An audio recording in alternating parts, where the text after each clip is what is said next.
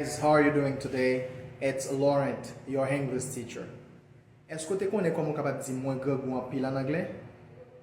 C'est pas I am hungry a lot, mais c'est plutôt I am starving. Let's repeat it again.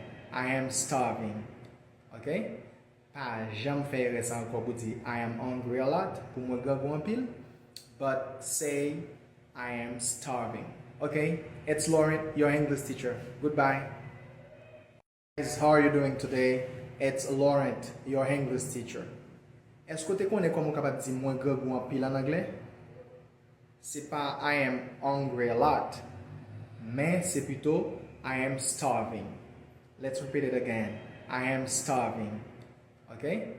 Pas jamais faire ça encore pour dire I am hungry a lot pour moi gagou en pile, but say I am starving.